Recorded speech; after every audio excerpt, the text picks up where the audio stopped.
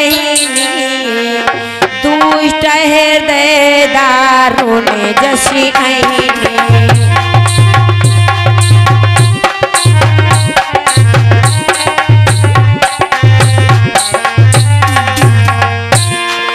पंचवटी सो गई एक बारा देखी विकल भई जुगल कुमारा।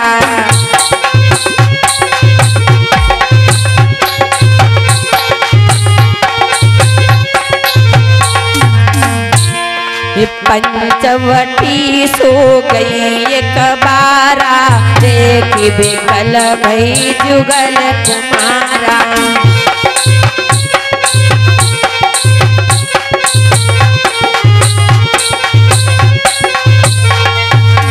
शूर्पणखा पंचवटी में जाती है और जब भगवान राम को देखती है, देख विकल भई युगल कुमारा।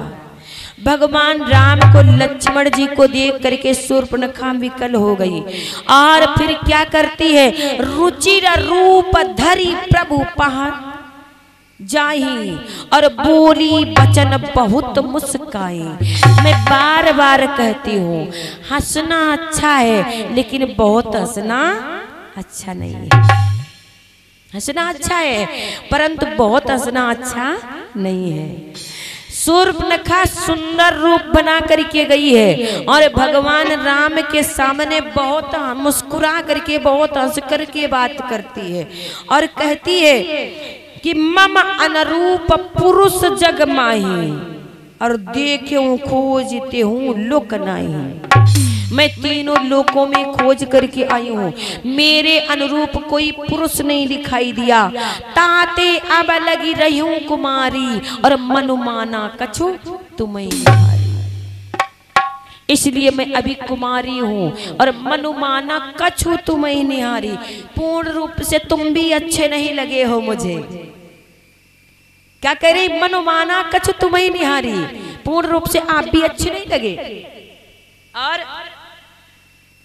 तुम सम पुरुष नमो सम नारी, यह संजोग विधि रचो विचारी। आपके जैसा कोई पुरुष नहीं है, मेरी जैसी कोई नारी नहीं है, ये विधाता ने संयोग बहुत अच्छा लिखा है। महाराज भगवान राम सोच रहे हैं कि ये मुझे देख करके कह रही है कछु माना मनुमाना कछु तुम्हें निहारी, मतलब हमसे बात कर रही है। अगर मुझसे सुंदर और मिल जाएगा कोई तो वहां भी चली जाएगी, बात करेगी ये, इसका कोई भरोसा नहीं है। मुझे अभी मुझसे बात कर रही है, मुझसे सुंदर और कोई मिलेगा तो उससे विवाह की बात करने लग जाएगी, इसका क्या भरोसा करूं। तो भगवान राम कहने लगे शूर्पणखा से कि सीतई चितई कही प्रभु बाता और आहाई कुमार मोर लघु भ्राता। ऐ सीते, ए सुंदरी, मेरे साथ में तो सीता जी हैं, सीता जी मेरी अर्धांगिनी है और आई कुमार मोर लघु भ्राता, लक्ष्मण जी हमारे जो छोटे भैया हैं कुमारे हैं, अगर वो विवाह करे तो कर लो उनके साथ में। तो कोई कोई भक्त बोलते हैं कि भगवान राम झूठ बोल गए कि लक्ष्मण जी कुमारे हैं, लक्ष्मण जी का विवाह तो उर्मिला जी के साथ हो गया था। तो महाराज शूर्पणखा भी सही कहा बोल रही है, वो भी तो झूठ बोल रही है। शूर्पणखा के अभी विवाह हो गया था पाताल की राजा विदुजन्य के साथ में, जिसको रावण ने मार दिया था अपने बहनोई को। तभी से शूर्पणखा जलती थी अपने भैया रावण से। शूर्पणखा खुद ही अपने भैया से जलती थी, सोचती थी एक दिन मैं अपने भैया का विनाश करवाऊंगी, लेकिन सोचती है कि कोई हमको जोड़ीदार मिल जाए जो अपने भैया का मैं विनाश कर दूं। राम को देख करके इसी उद्देश्य से आई थी कि अगर राम हमारे साथ में जुड़ जाएं तो मैं अपने भैया रावण का विनाश करवा दूंगी। लेकिन वहां बात पलट गई, उसने बात कर दी विवाह की, उसने बात कर दी विवाह की। मनुमाना कछु तुम्हें निहारी की, मैं आपसे विवाह करूंगी। कहते हैं भगवान को मानो, काम भाव से भी मानोगे तो भी भगवान तुम्हारा उद्धार करेंगे, लेकिन पूर्ण रूप से समर्पण करो। भाई जब जनकपुरी में भगवान राम गए थे विवाह करने के लिए, तो जनकपुरी की सखियों ने भी तो इच्छा व्यक्त की थी कि प्रभु आप यहाँ रहिए, मैं आपके साथ हास्य विलास करना चाहता हूँ। तो भगवान राम ने कहा था कि आप जब द्वापर युग में सखियों के गोपियों के रूप में आओगी, तब मैं कृष्ण के रूप में, लीला पुरुषोत्तम के रूप में आऊंगा, तुम्हारी इच्छा पूर्ण करूंगा। बहुत संत महात्मा थे, कहते हैं ये जो द्वापर में सखियां, ये कोई साधारण नहीं है, ये वेद ऋचाएं सखियों के रूप में आई हैं। भगवान को काम रूप में भी मानो तो छल कपट नहीं होना चाहिए।